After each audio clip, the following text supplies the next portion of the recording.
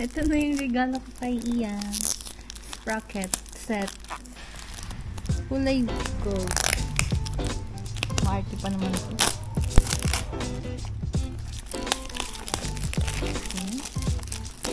Dami namang cake.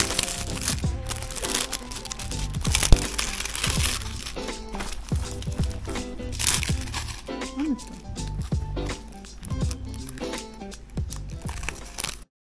Morning. Tanghali na pala, pero parang alas 7 pa lang kasi uulan. So, hanap lang tayo ng papagawaan ng papakabitan ng kadena. Dun sa Louis Joy, nandito ako sa Batangas ngayon. Sa Louis Joy, may mga paddock stand sila. Kaya dun ko dadalhin. Sa gumagawa talaga sila ng big bike. So, ayan. Talan tayo sa pagawaan dahil niregaluhan tayo ng chain at sprocket. Kasi yung kadena ko, mapapansin nyo, kapila pala, pura alawang na. Saka ang luwag na umaangat na. Kahit i-adjust ko siya, alam mo yun, kahit i-adjust ko siya, saglit lang umuluwag na uli agad.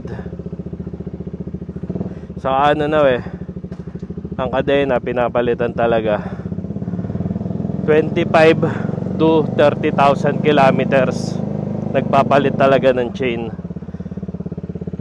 So yun, total naman nasa ano na tayo, 24,500. Pag 25 na, palitan na natin. Mahirap na pag naputulan ka na kadena, diba? Ngayon sakto, niregaluhan tayo, early birthday gift.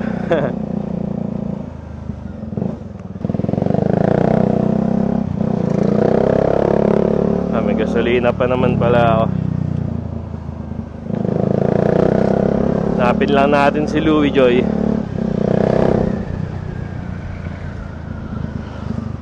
Malapit namang pagawaan ng motor dito. Kaso sigurado tatanggihan nila tulad nung nagpakabit ako ng gulong.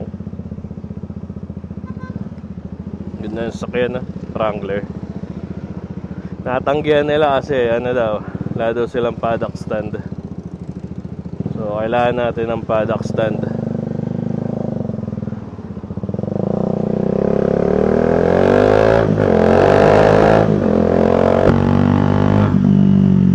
Ayun, mga pagawaan kasi dito pura kotse sa highway.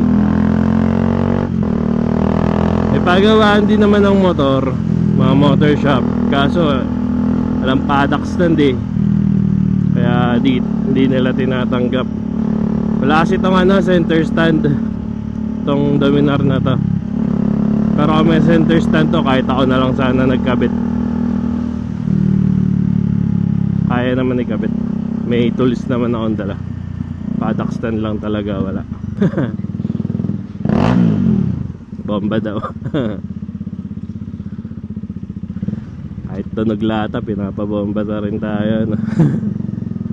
Ganda ng Lancer, kaso wala na di na naglabas ang Mitsubishi ng Lancer. Ayan, ipit na naman tayo sa traffic. Counterflow counterflow na lang tayo mamaya. Hanggang dun pa yung traffic nyan. Ganito lagi dito sa Lipa Batangas. So bukas may ride tayo, papunta tayo ng Kibyang. Abangan nyo na lang kung kailan ko i-upload. Inaya kasi ko ng tropa ko, yung kasama ko magbike dati. Nagaya ng Kibyang. Sige ka ako, kaso ang problema ko, nasa Batangas ako, siya nasa Bulacan. So kita na lang kami sa Tagaytay. Saktong sakto pauwi ako ng Bulacan. Sabay kami uwi ng Bulacan, di na mag-expressway. Ay, nasa Valenzuela na pala siya. Bagong kasal, doon sila tumira ng asawa niya sa Valenzuela. Yan, medyo galawang pusa muna tayo. Yan, pa-curve kasi yan. Pag nag-counterflow ka dyan, magugulat ka na lang. Ayun, pa-curve. Magugulat ka na lang, may kasalubong ka. Pakainit. Katabi mo yung mga truck, yung singaw ng makina nila. Ano eh, ka-counterflow din si kuya. Normal yan dito. Paka-traffic kasi, ayun, sa likod may nagka-counterflow din.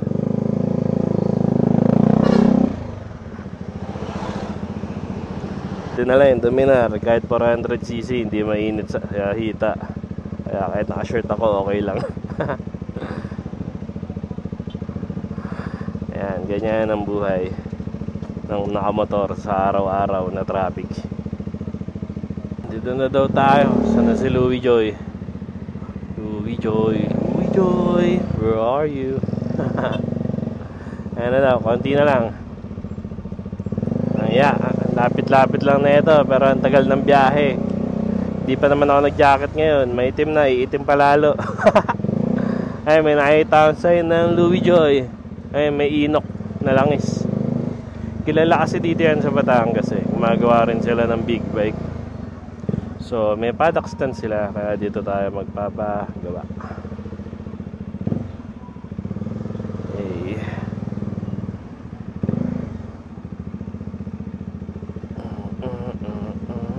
Tanong lang tayo.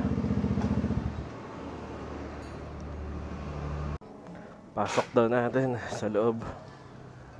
Kaso maghihintay pa tayo ng mekaniko. Dahil busy ang mga mekaniko. Ayun na, mga gumagawa. Para di na makabala dito. Pasok natin sa loob.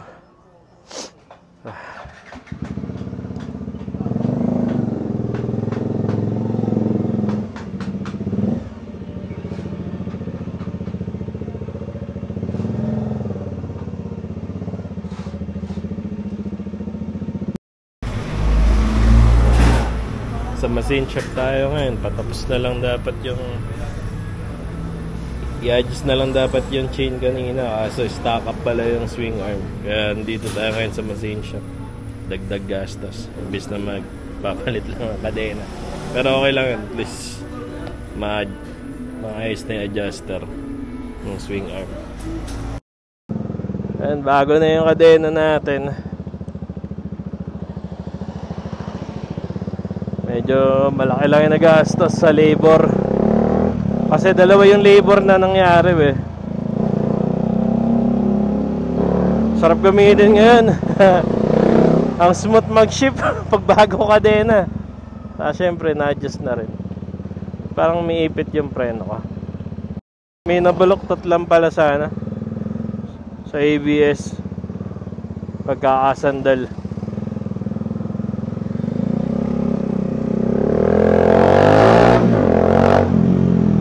Sarap gamitin. Ayun, smooth na yung preno. Sarap yato ngayon. Wala rin yung vibrate ng manubela. Oy, medyo kamote. Double solid lane. Ang sarap. Walang vibration ngayon.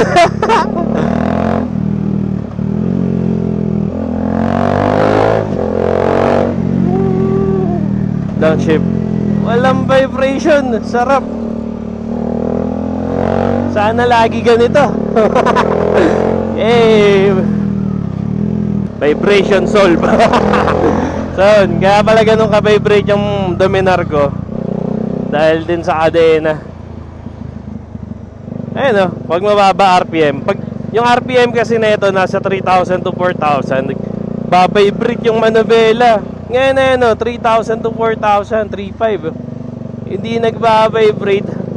Kakatawa. Sarap gamitin ngayon, napaka-responsive ng throttle. Tapos wala pang vibration na nakabwisit.